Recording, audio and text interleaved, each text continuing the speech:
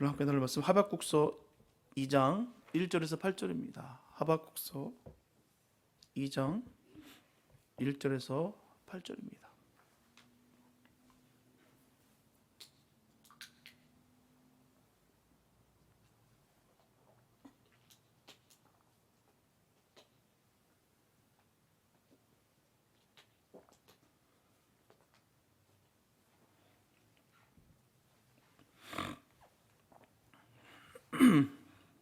하박국서 2장 1절에서 8절 말씀입니다. 주님의 귀한 말씀 봉독해 올립니다. 내가 내 파수한 곳에 서며 성루에 서리라. 그가 내게 무엇이라 말씀하실는지 기다리고 바라보며 나의 질문에 대하여 어떻게 대답하실는지 보리라. 그래였더니 여호와께서 내게 대답하여 가라사대 너는 이 묵시를 기록하여 판에 명백히 새기되 달려가면서도 읽을 수 있게 하라. 이 묵시는 정한 때가 있나니 그 종말이 속히 이르겠고 결코 거짓되지 아니하리라. 비록 더딜지라도 기다리라. 지체되지 않고 정령 응하리라. 보라, 그의 마음은 교만하여 그의 속에서 정직하지 못하니라. 그러나 의인은 그 믿음으로 말미암아 살리라. 그는 술을 즐기며 게으르하며 교만하여 가만히 있지 아니하고 그 욕심을 음부처럼 넓히며 또 그는 사망 같아서 족한 줄을 모르고 자기에게로 만국을 모으며 만민을 모으나니 그 무리가 다 속담으로 그를 평론하며 조롱하는 시로 그를 풍조하지 않겠느냐. 곧 이르기를 화있을진저 자기 소유 아닌 것을 모으는 자여 언제까지 이르겠느냐.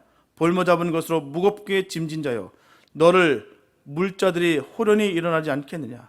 너를 괴롭게 할 자들이 깨지 않겠느냐. 네가 그들에게 노략을 당하지 않겠느냐. 네가 여러 나라를 노략하였으므로 그 모든 민족의 남은 자가 너를 노략하리니 이는 네가 사람의 피를 흘렸으며 또 땅에 성읍에 그 안에 모든 거민에게 강포를 행하심이니라 하니라. 아멘. 오늘 본문에서 하박국 선지자는 하나님으로부터 묵시를 받아 그것을 달려가면서도 읽을 수 있도록 판에 명백히 새기라 명령을 받게 됩니다. 그 묵시는 바로 하나님의 정한 때 종말이 임하게 될 것이다 라는 내용으로 기다리라는 내용입니다. 이렇게 하박국 선지자는 본문에서 오직 하나님께 간절히 구하고 사모하고 기다리는 자가 주의 응답을 얻을 수 있음을 분명히 보여주고 있습니다. 오늘날 교회 생활 속에서 기도에 대한 빠른 응답을 기다리는 경우를 얼마나 많이 봅니다. 참 많이 보고 있어요. 못 견뎌냅니다. 기도했는데 또 불구하고 아무런 응답이 없을 때 참으로 참 힘들어하는 경우를 얼마나 많이 본지 몰라요. 그러나 응답받는 사람이 매우 적다라는 것입니다. 그 이유는 그들이 올바른 것을 구하지 못하고 구하되 간절히 구하지 못했기 때문이다라는 것입니다. 그래서 성도의 기도는 연락될 만한 진정한 기도가 되어야 될 줄 믿습니다. 그리고 기도에 대한 응답을 확신하며 인내하는 마음으로 기도해야 되는 것이 기다리는 것입니다. 오늘 본문을 통해서 기도의 응답은 우리의 뜻에 이루어지는 것이 아니라 오직 하나님 때 비로소 응답하신다는 것을 깨닫는 시간이 되었으면 참 좋겠습니다. 첫째, 기도의 응답은 주님께서 결정하시는 거예요. 본문 1절에 보게 되면 내가 내 파수하는 곳에 서며 성루에 서리라. 그가 내게 무엇이라 말씀하실는지 기다리고 바라보며 나의 질문에 대하여 어떻게 대답하실는지 보리라. 그리하였더니 라고 말씀하고 있어요. 하박국 선지자는 하나님의 말씀을 구하기 위해서 파수하는 곳에 서며 성루에 서 있었다라고 전하고 있습니다. 여기서 파수하는 곳은 일정한 곳을 경계하여 지키는 것을 말하는 거예요. 군인에게 있어서 경계에 선다는 것은 전쟁의 승패를 가늠하는 너무나 중요한 부분입니다. 싸움에서 질 수는 있으나 경계에서 진다는 것은 있을 수 없는 일이죠. 만약 경계병이 잠들어 있다고 한다면 적이 언제라도 침투해서 그것을 완전히 초토화된다는 것입니다. 그래서 선지자 이런 경계의 모습은 하나님의 선지자로서 부름을 받고 사명을 성실히 완수했다라는 모습입니다. 저와 여러분들에게도 그런 은혜가 있기를 바랍니다. 우리의 믿음을 지키기 위해서는 파수꾼처럼 늘 경계하며 지켜서야 되는 거예요. 우리가 이 경계심을 놓치는 순간 어느 순간에 우리는 무너질지 모릅니다. 내 자만심과 내 교만함으로 말미암아 그 신앙이 언제 무너질지 모른다는 거예요. 우리는 성례에 서서 그 경계를 섰던 그 하박국 선지자와 같은 그런 믿음이 우리에게 있기를 바랍니다. 어떤 상황과 형편에 있다 할지라도 우리가 결코 이 믿음을 빼앗기지 않아야 될 줄 믿습니다.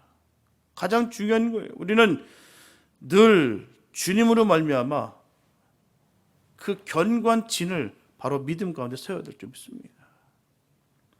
하박국 선지자가 성령에 서서 기다린다는 것은 히브리 언어로 짜페라고 하는데요, 뜻이 소망을 근거로 한 기다림을 말하는 거예요. 그래서 지금 하박국 선지자는 막연하게 기다리는 것이 아닙니다.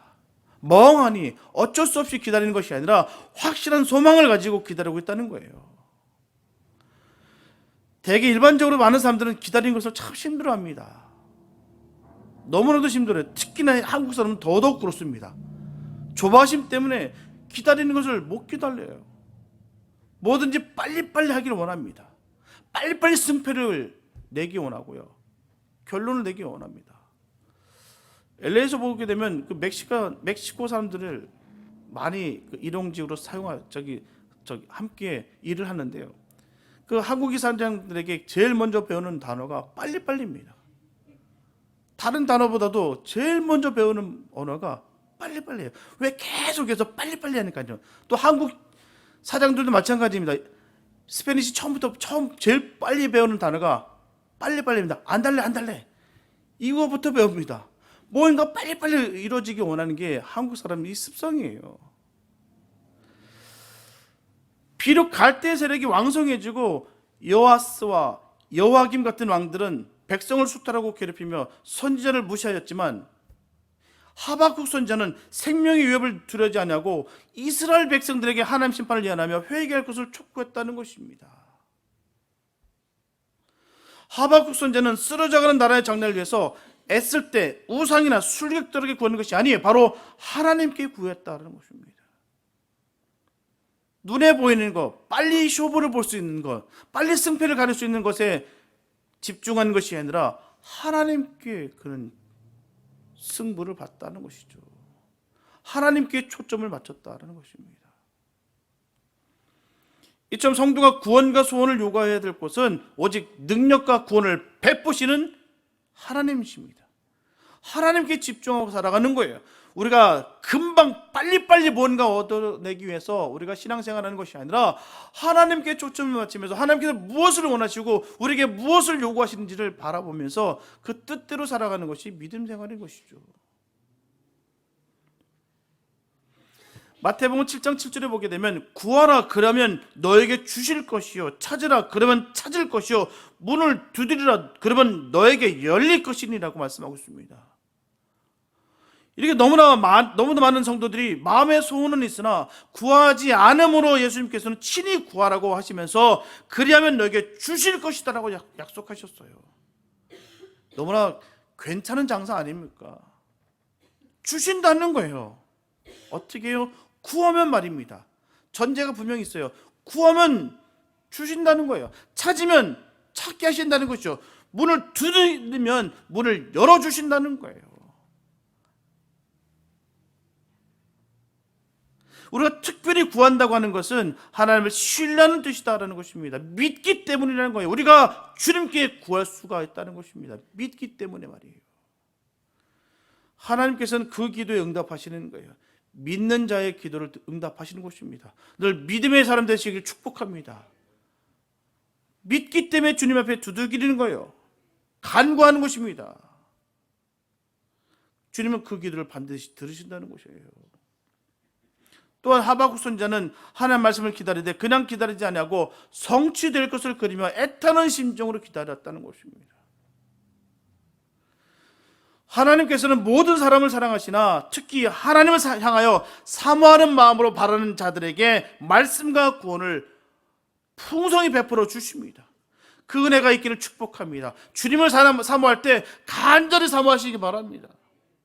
우리가 종교적으로 지식적으로 우리가 주님 앞에 나아가는 것이 아니라 주님 아니면 우리 살 수 없음을 우리가 애타는 감정으로 그 심정으로 나가는 것이죠. 그런 사람들의, 그런 영적인 사람들의 모든 기도 제목들은 응답됩니다. 저는 그분들의 간증을 들을 때마다 은혜가 되고, 저 역시 되돌아볼 때 그렇게 주님 앞에 간절히 골방에서 정말 주님께만 온전히 집중해서 드렸던 모든 기도의 제목들이 단 하나도 그냥 떨어져 나간 것이 없습니다. 다 응답받았어요. 저는 이거를 하나하나 다 기록하면 아마 다 기록하지 못할 것 같습니다. 너무나도 디테일하게, 너무나도 섬세하게, 세심하게 하나님께서 들어 응답해 주셨다는 거예요. 그냥 해볼까? 그냥 미심쩍지만 남들이 하니까 나도 한번 동달아 해볼까? 남들이 하니까 끌려서 한번 해볼까? 남들이 보니까 있어 보이게 해볼까? 아닙니다. 그런 기도 응답 없습니다. 간절한 그 기도를 주님 들으신다는 거예요. 간절함은 믿는 것이 오직 주님만, 오직 주님뿐입니다. 그 의미라는 것이죠.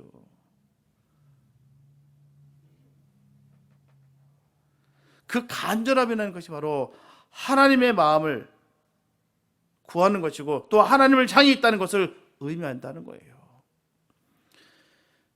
하나님과 가깝다는 것을 의미하기 때문에 주님은 그 기도 들으신다는 것입니다. 그런 믿음의 용장들 되시길 축복합니다. 본문 2절과 3절에 보게 되면 여호와께서 내게 대답하여 가라사대 너는 이 묵시를 기록하여 판에 명백히 새기되 달려가면서도 읽을 수 있게 하라. 이 묵시는 정한 때가 있나니 그 종말이 속히 이르겠고 결코 거짓되지 아니하리라. 비록 더딜지라도 기다리라. 지체되지 않고 정령 응하리라. 성례에 서서 간절히 하나님의 말씀을 기다리는 하박국 선지자에게 하나님은 묵시를 주시며 판에 기록하라고 말씀하셨어요. 이렇게 판에 기록한다라는 것은 하나님의 응답의 확실성을 의미하는 것입니다. 다시 말씀드리면 세월이 지난 후에 응답된 것과 비교해도 조금의 착오도 없을 정도로 정확하게 확실하게 응답하시겠다는 거예요.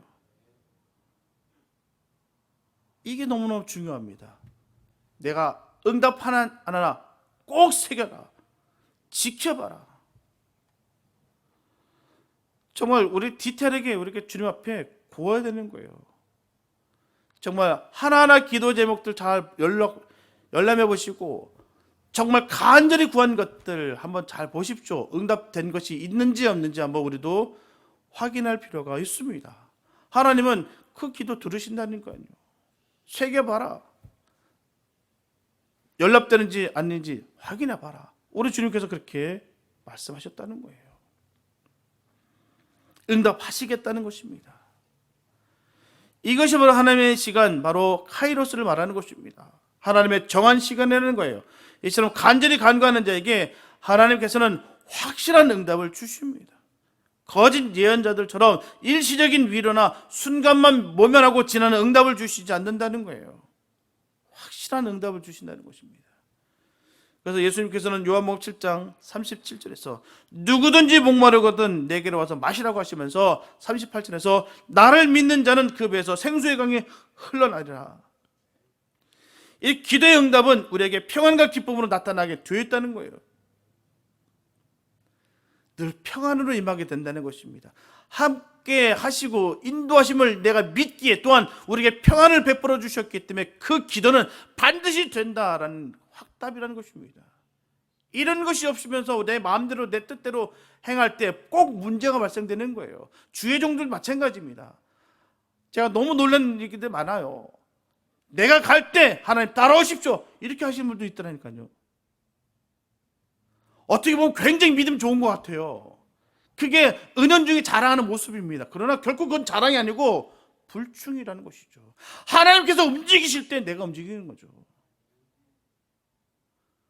우리가 최선을 다하되 하나님의 명령이 따라 내 마음의 평안으로 임할 때 그게 확답으로 역사하시는 것입니다.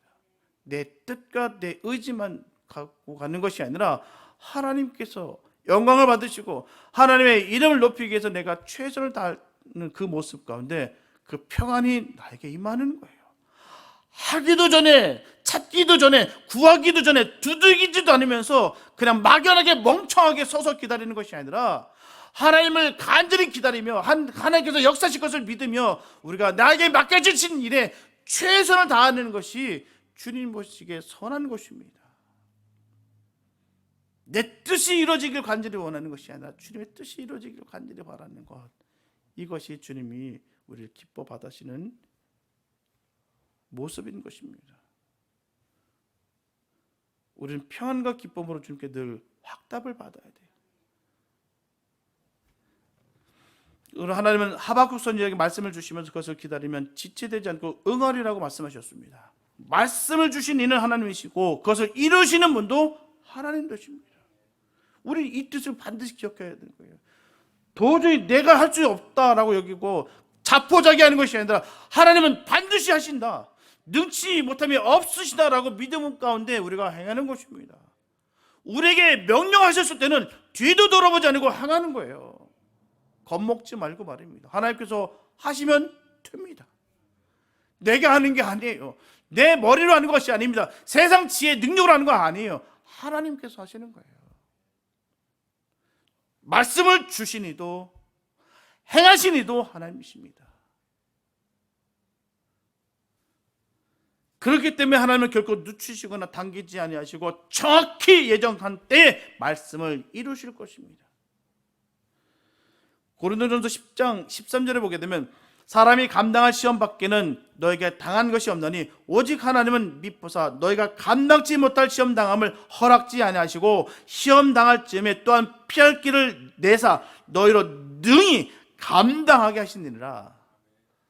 전 이 말씀을 들을 때마다 참 이 말씀 참 마음에 쏙 들어옵니다. 너희로 능히 감당하게 하시느니라.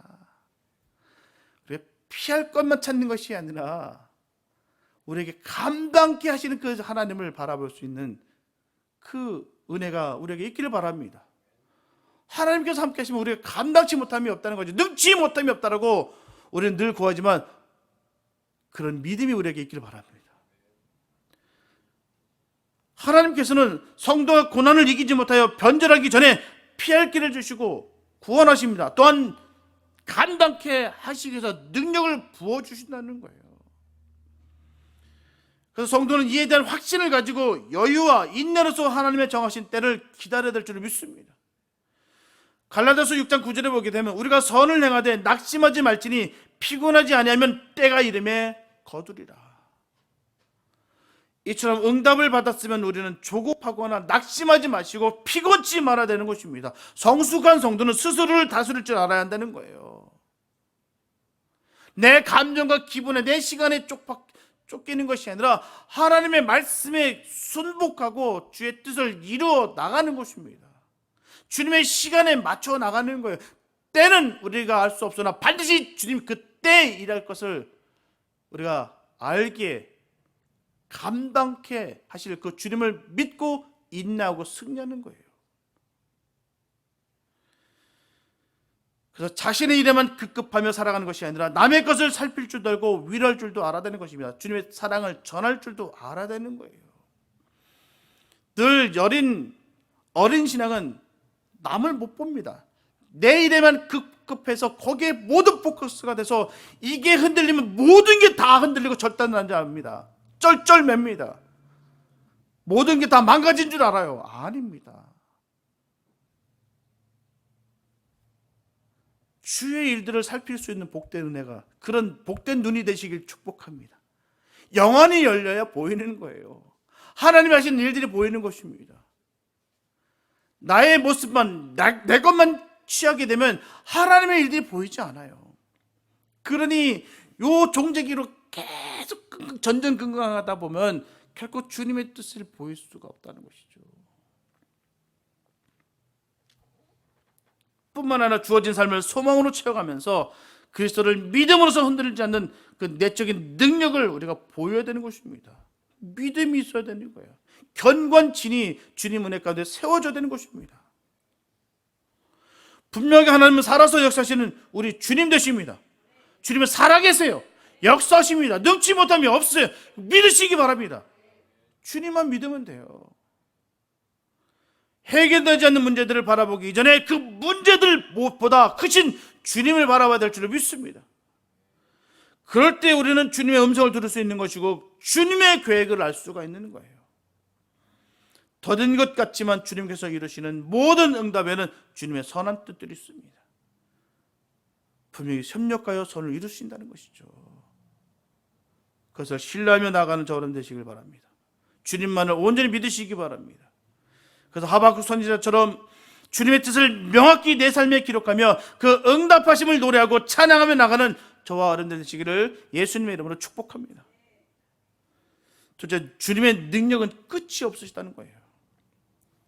본문 4절과 5절에 보면 보라 그의 마음은 교만하며 그의 속에서 정직하지 못하니라. 그러나 의인은 그 믿음으로 말미암아 살리라. 그는 술을 즐기며 괴율하며 교만하여 가만히 있지 아니하고 그 욕심을 음부처럼 넓히며 또 그는 사망 같아서 족한 줄을 모르고 자기에게로 만국을 모으며 만민을 모으나니라고 말씀하고 있어요.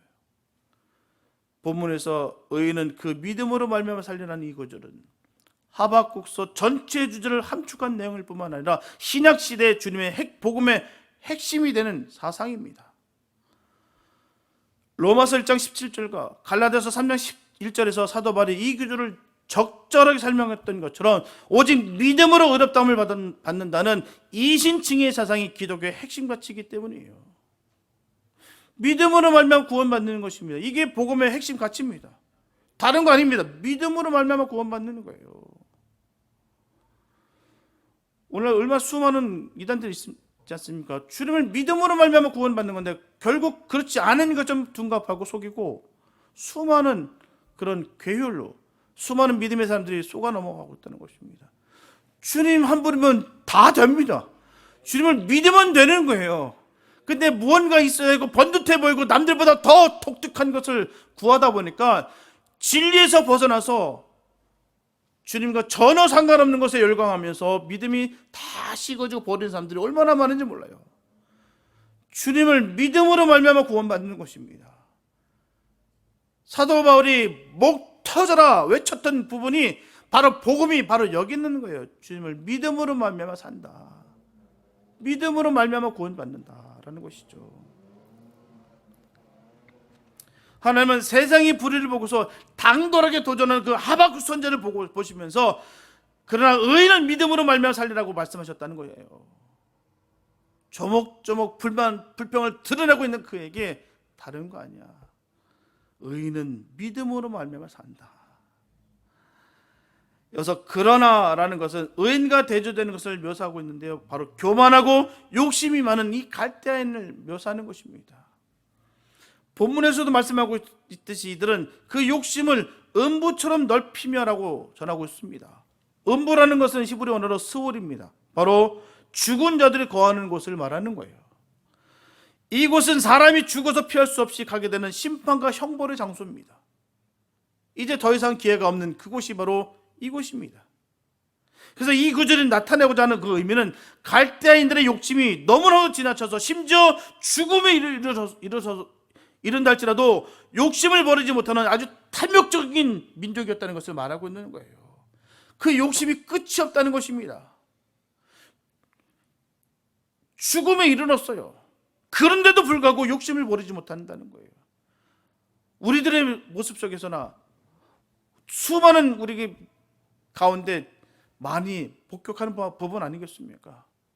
죽어가고 있어요. 이젠 다 끝났습니다. 그런데도 불구하고 욕심을 버리지 않고 그 중독된 삶 속에 살아가는 사람들이 얼마나 많은지 모른다는 거예요. 살려주셨는데 다시는 이제는 주님 편에 서겠다라고 그렇게 울며불며 했던 사람들이었는데도 불구하고 그걸 못 끊는다는 그 욕심입니다. 나를 위한 욕심인 거예요. 내가 즐거움을 나에 대한 쾌락을 놓지 못하는 그 욕심이 있는 것이죠. 얼마나 수많은 죄악들이 범람아 있는지 모르겠습니다. 죽어가고 있는데도 불구하고 그걸 끊지 못해요. 거기에서 헤어나지 못하고 있다는 거예요. 그 죄악 가운데 그냥 거기에 젖어 있는 모습들이 얼마나 많이 있는지 모릅니다. 욕심을 버리지 못한 탐욕스러움이에요. 이게 바로.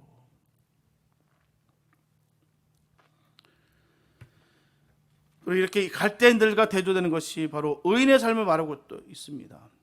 악한 세상에서 의롭게 행동하는 사람은 언제나 의롭고 고립된다는 것입니다. 현실적으로는 무능하고 바보스럽게져요. 왜요? 의로우니까요. 손해볼 일이 얼마나 많은지 모릅니다.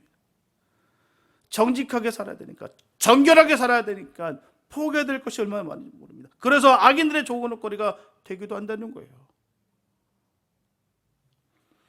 우리 흔히 의인이 고통을 당하고 수단과 방법을 가리지 않는 그 악인이 부귀를 누리며 성공한다고 불평할 때가 많습니다.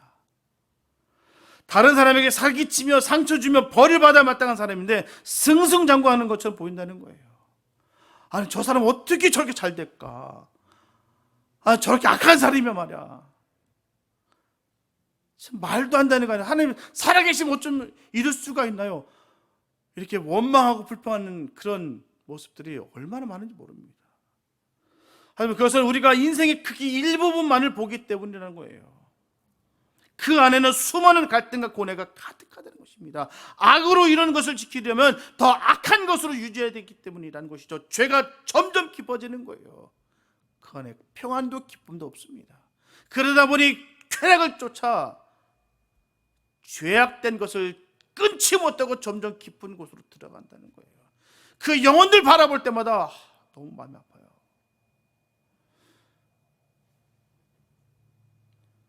하나님은 의인의 고상도 잠깐이요, 악인의 번영도 잠깐이라고 말씀하셨습니다. 연단을 통한 믿음은 참된 믿음이 된다는 거 꼭 기억하시기 바랍니다. 고통당할 때 신앙을 가다듬는 법이에요. 바람을 많이 받지 않던 나무는 한 번의 태풍에 쓰러집니다.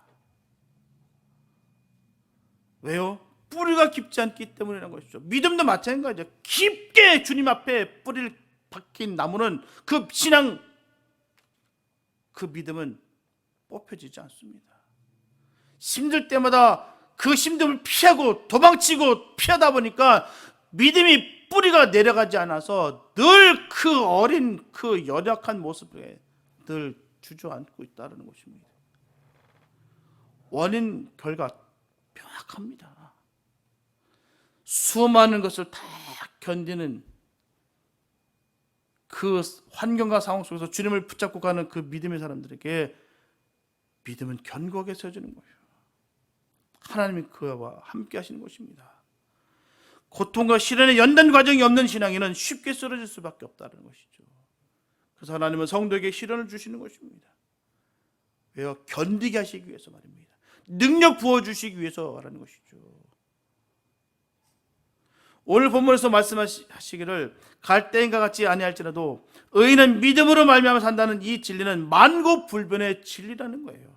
사도 바울 당시 유대인들은 자신을 아브라함의 자손으로 마땅히 환난에서 구원받을 자로 생각했어요. 우리는 아무리 범죄를 한다 할지라도 우리는 선민이기 때문에 우리는 반드시 구원받는다. 하지만 사도 바울은 혈통으로가 아닌 오직 믿음으로만 구원 얻음을 강조하기 위해서 오늘 본문을 인용한 것입니다. 그래서 본문은 하박국 선지자 시대의 의로운 백성이 갈대인의 엄청난 환난에서 온전케 될 것을 의미할 뿐만 아니라 말세 지만의 그 환난 날에 그리스도에 대한 믿음으로 의롭게 될 자들에게 주어질 영원한 상급을 예표하고 있는 것입니다.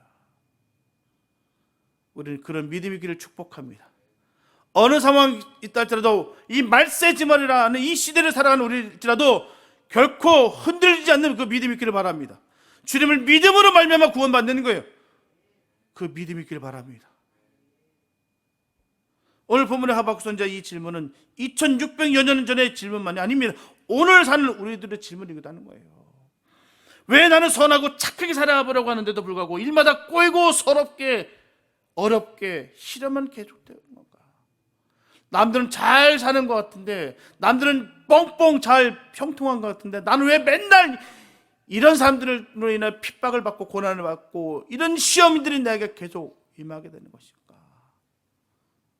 왜 항상 난 당하고만 살아야 되는가? 왜 다른 사람들은 남을 속이고도 모든 일이 척척 잘 풀려가는데 나는 왜 이렇게 고통과 아픔을 겪어야만 하는가? 우리가 기억해야 될 것은 하나님은 이스라엘 백성들을 징계할 때마다 언제나 이웃의 무할례자들을 사용하셨다는 거예요. 하나님 없이 자기 멋대로 사는 민족들을 들어서 하나님 백성을 쳤습니다. 하지만 이스라엘을 징계하는 도구로 사용된 그들도 결국 타다 남은 부직갱이에 불과했다는 거예요. 결국 부러뜨려 태우셨다는 것입니다. 그래서 악인의 번영이나 그들로부터 오는 고통을 참고 이겨야 되는 것입니다. 하나님은 거짓이나 악을 조금도 소유하지 못하시는 분이시기 때문에 악을 가만히 버려두지 않는다는 거예요. 결과가 명확합니다. 악인은 반드시 망합니다. 그래서 성도들은 현실의 문제를 해결하기 위해서 믿음에서 이탈하는 인간적 수단과 방법으로 접근해서는 안 됩니다. 성도에게서 답은 바로 의인은 믿음으로 말미암아 살리라. 우리는 절대로 의인의 바른 삶을 살아야 될 줄 믿습니다. 주님의 자녀된 삶을 살아야 될 줄 믿습니다. 본문 6절에 보게 되면 그 무리가 다 속담으로 그를 평론하며 조롱하는 시로 그를 풍자하지 않겠느냐? 곧 이르기를 화 있을진저 자기 소유 아닌 것을 모으는 자여 언제까지 이르겠느냐? 볼모 잡은 것으로 무겁게 짐진 자여 라고 말씀하고 있어요. 본문에서 그 무리가 다 속담으로 그를 평론하며 라는 것은 탐욕스러운 자에게 돌아가는 결과는 주변으로부터의 외면을 당한다는 것입니다. 사람은 사회적인 동물이라고 말하고 있어요. 그 정도로 사회를 떠나서는 사람은 존재할 수 없다는 거예요. 그래서 주변으로부터 보호받고 도움받기 위해서는 먼저 주변에 도움을 주는 존재가 되어야 된다는 것이죠. 하지만 탐욕스러운 사람은 도움을 주는 존재가 될 수가 없어요. 늘 짐만 됩니다. 늘 아픔만 줘요. 늘 상처만 줍니다. 뭔가 다 깨부셔요.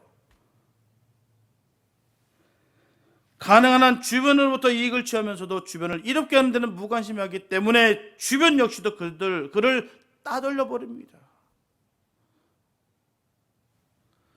왜 외톨이가 됩니까? 그래서 외톨이가 되는 거예요. 그래서 탐욕이라는 것은 성도에게 있어서 치명적인 독이 될 수가 있다는 것입니다. 결코 탐욕스럽다는 것은 성도일 수가 없어요. 성도일 수가 없습니다.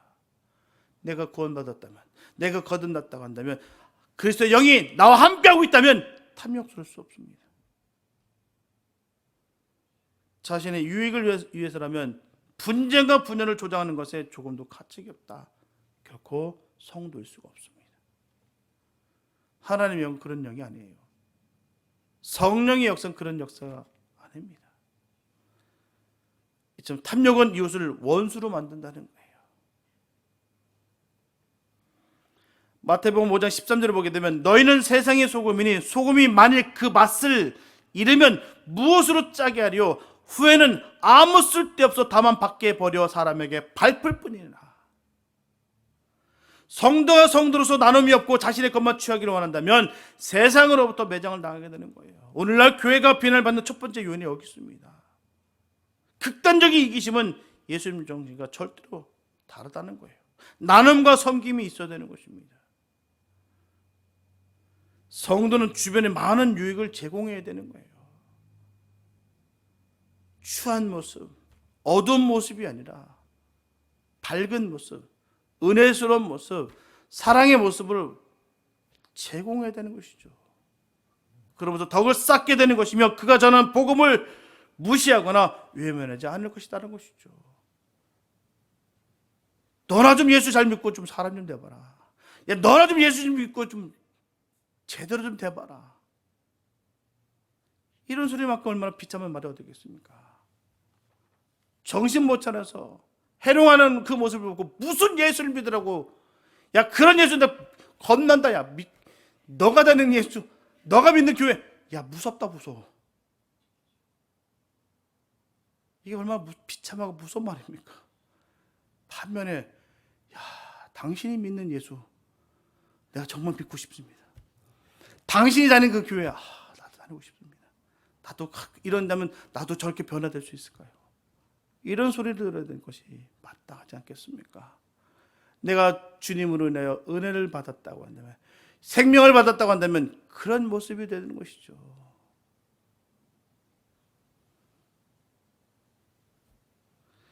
그래서 복음의 가치를 성도가 높여야 되는 것입니다. 복음이 잘못되는 것이 아니에요. 주님이 잘못되는 것이 아니에요.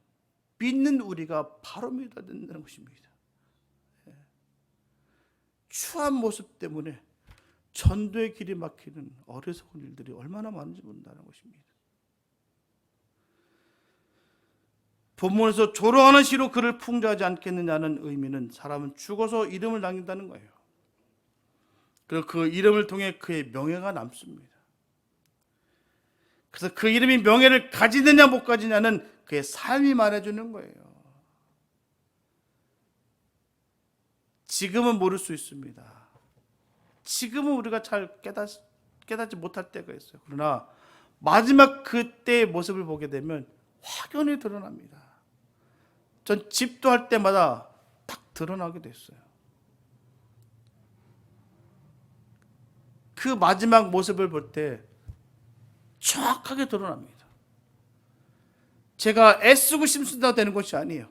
집도하는 그 순간에 딱 서는 순간 딱 답이 나와요. 이분의 삶이 어떻게 살았는지. 그 모이는 인원들, 그 얼굴들 빛을 보게 되면 그대로 답이 나옵니다. 이분 잘 사셨구나. 이분 정말 은혜롭게 사셨구나. 하나님 정말 기뻐하시겠구나. 딱 드러납니다. 모든 과정을 함께 집도하고 함께 그 이런 과정을 함께 나눌 때 그대로 드러나게 됐습니다. 속일 수가 없어요. 평소에는 모릅니다. 지금 건강할 때는 몰라요. 마지막 때 되면 딱 드러납니다. 그 뒷모습이 쓸쓸할지, 그 뒷모습이 화려하고 아름다울지 삶이 말해주는 거예요. 오늘 본문에서 이런 말씀을 입증해 주고 있습니다. 사람들이 그 탐욕으로 가득 찬 바벨론인들을 위해서 조롱의 시를 짓지 않겠느냐고 하나님이 말씀하시는 거예요. 갈대아인들은 그들의 탐욕으로 인해 당대의 사람들에게만 배척당하고 외면당하고 불명예스럽게 사는 것이 아닙니다. 그 불명예스러운 이름은 후손들에게 영원히 기억될 것입니다. 사람들은 부끄러운 이름의 대명사로 그를 기억할 것이며 그의 후손은 대대로 그 치욕을 안고 살아갈 것입니다. 그래서 하나님께서 갈대인들에게 하시는 말씀이 바로 화 있을진저라는 거예요. 그래서 그들은 끝내 하나님께로부터 버림을 당합니다. 이렇게 악인은 탐욕으로 얻어진 많은 물질로 인해 일시적이나마 영화를 누릴 것입니다. 하지만 물질로 인한 영화와 부귀는 주변 사람들의 상처를 남길 것입니다. 문제는 다른 것은 모두 얻었다 할지라도 최종적으로 하나님으로부터 버림을 받습니다. 하나님으로 버림받게 된다는 것은 결국 아무것도 얻은 것이 없다는 거예요. 가장 무서운 것입니다. 다른 것은 다 잃어도 괜찮습니다. 하나님을 잃어서는 안 됩니다. 하나님께 버림받아서는 안 된다는 거예요. 하나님께 버림받은 삶의 모습을 보십시오. 어둡습니다. 칙칙해요. 우울이 가득하고 그 모든 것이 다 슬픔입니다. 그러나 주님과 함께하는 삶은 세상에 자랑할 것이 하나도 없다 할지라도 은혜가 넘칩니다. 밝아요. 복이 임한다는 것입니다.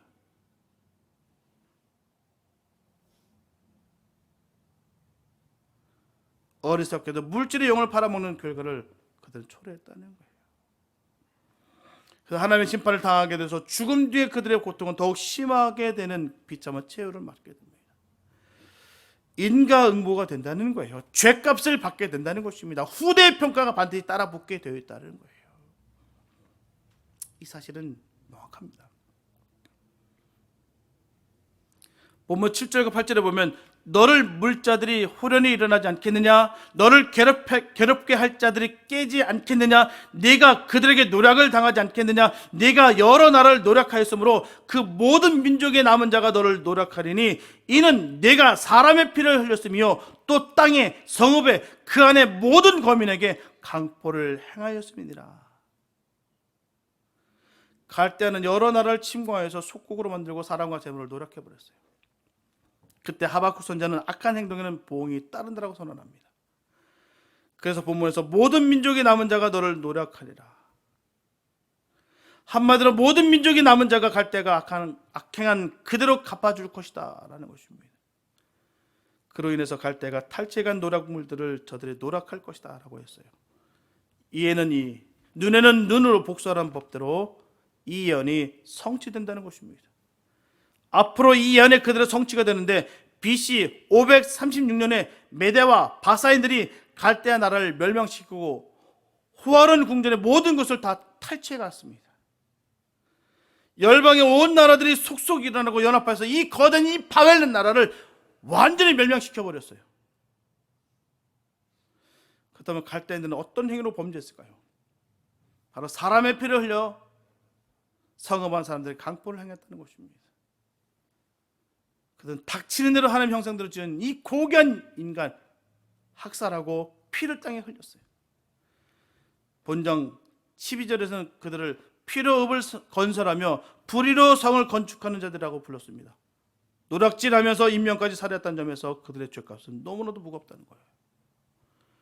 창세기 4장 10절과 11절에서 보게 되면 하나님은 아벨이 흘린 피의 호소를 들으시고 가인을 찾아 징벌하신 그 하나님 되신다는 것이죠. 하나님께서는 의인의 피의 호소를 기억하십니다. 갈대아인들은 온 산을 피로 적셨어요.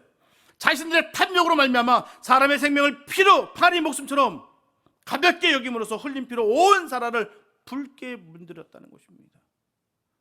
악행에 악행을 저질렀다는 거예요. 죄의 침상은 너무나도 무섭다는 것입니다. 오늘날에도 세계 도처에서 여전히 성행되고 있다는 것이죠.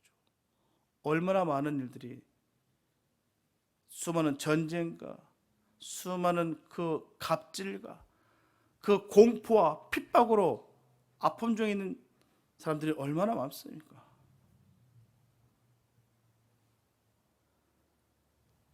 불의한 나라는 세상에 오래가지 못합니다. 불의는 결코 용납되지 않아요. 다 잠든 밤 별들 바라보면서 성문 높은 곳에 올라와서 하나님을 모르는 악한 민족들이 저지른 그 만행을 일일이 아뢰는 하박국 선지자 같은 은이 있는 한 악한 나라, 악한 지배층, 악인은 반드시 멸망합니다. 피의 호소를 기억하신다는 거예요. 주님의 자녀들의 간구를 꼭 주님은 들으십니다. 그 피의 호소, 눈물로 제단을 적시는 그 기도 주님 들으십니다. 상처와 아픔으로 몸부림을 치며 주님 앞에 매달리는 그 기도를 주님 들으신다는 거예요. 사랑하는 성도 여러분, 세계 2차 대전 당시에 모든 사람들은 독일, 이태리, 일본 이 세 나라만 망하면 온 세계가 평화가 올 것처럼 여겼어요. 그 모든 나라는 손을 잡고 연합군을 편성해서 그들 세 나라와 싸워서 결국 승리를 했습니다. 하지만 전쟁이 끝난 지 10년이 못 가서 함께 손을 잡았던 연합군들이 공산주의와 자본주의 국가로 딱 갈라집니다. 그 공산주의와 민주주의 간의 치열한 냉전 시대가 막을 내리고 잠시 세계 평화가 오는 것인데 러시아와 우크라이나가 전쟁을 통해서 또한 원수가 되어 싸우던 나라들이 이제 손을 잡고 재무장하고 있어요. 다시 신냉전 시대가 되려고 심각한 움직임이 일어나고 있습니다. 또한 중동 지역도 마찬가지예요. 너무나 심각합니다. 동북아시아 지역도 마찬가지고 대만과 중국이 점점 선을 넘고 있는 현실 속에서 제3차 세계대전이 일어날 될 것을 전 세계가 우려하며 주목하고 있습니다. 이렇게 공산주의와 사회주의와 민족주의가 망한 데서 이 땅에 전쟁이 없다고 어느 누가 보장할 수가 있겠습니까? 그래서 사람들의 지혜와 이념은 믿을 수가 없다는 거예요. 절대로 세상에는 의인이 없습니다. 어느 편에 됐든 선한 것이 없어요. 결국 자국의 유익을 위해서는 어떤 행위도 할 수 있다는 것입니다. 탐욕하는 자들은 자신에게 집중하게 됐다는 거예요. 남이 죽든 말든 상관없습니다. 자기 쾌락을 위해서, 자기가 즐기기 위해서 수많은 범죄 따위는 아랑곳하지 않는다는 것입니다. 오늘날 시대가 이런 시대를 살아가고 있다는 거예요. 그러나 우리는 꼭 기억해야 될 것은 피의 호소를 주님은 기억하십니다. 처절하게 정결하기 위해서, 주의 신부가 되기 위해서, 주의 뜻을 따르기 위해서 수많은 상처와 고통과 아픔 주님 다 해결해 주시고 그 아픔을 주님께서 주의 피의 능력으로 우리를 깨끗이 씻기신다는 거예요. 우리는 주님만 의지하시기 바랍니다. 믿을 것은 오직 주님이에요. 우리 삶을 통하여 주의 영광 돌리는 삶 되시기 바랍니다. 주님의 영이 나와 함께하는 삶을 사시길 바랍니다. 그 증거된 삶을 통하여 주의 증인된 삶을 사시기 바랍니다. 오늘도 주님은 그 주님의 증인의 기도를 들으십니다. 반드시 응답하십니다. 그와 함께 하십니다. 그 호소를 주님께서 기다리시다가 그때 반드시 응답하십니다. 우리는 주님만 따라가야 될 줄 믿습니다. 여러분, 모든 역사의 흐름 가운데 환경과 지금 가진 것을 보는 것이 아니라 그것을 주관하고 계시는 오직 주님만을 바라보는 참된 성도가 되시기를 예수의 이름으로 축원합니다. 기도합니다. 사랑해 주님 감사합니다. 아버지, 세상을 비판하고 환경을 원망하는 삶이 되지 않게 도와주시옵소서. 하나님, 탐욕으로 말미암아 나의 것을 구하며 나만을 위해서 그 쾌락을 쫓아 사는 삶이 아니라 하나님을 닮아가며 주의 뜻을 이루는 복된 삶이 되기를 간절히 소망합니다. 하나님, 그 피의 호소를 들으신 하나님, 우리가 수많은 상처로 수많은 아픔을 통하여 피가 철철 흘쳐 넘치고 있는 그때 하나님 우리를 기억하시고 감사하며 주님께 아뢰었던 모든 기도의 제목들이 반드시 응답될 줄로 믿습니다. 그 은혜가 임하게 하여 주시옵소서. 구하고 찾고 두드리는 믿음이 있게 하여 주시옵소서. 주님 반드시 응답하신다 하였습니다. 상황과 형편에 묶이지 아니하고 오직 주의 뜻을 따라 행하는 복된 삶이 되게 하여 주시옵소서. 주님이 우리와 함께 하여 주심을 믿습니다. 주님, 주의 능력이 임하게 하여 주시옵소서. 크신 주의 뜻이 우리의 삶을 통하여 반드시 이루어질 줄 믿사옵고 우리를 권하신 예수님의 이름으로 됐습니다.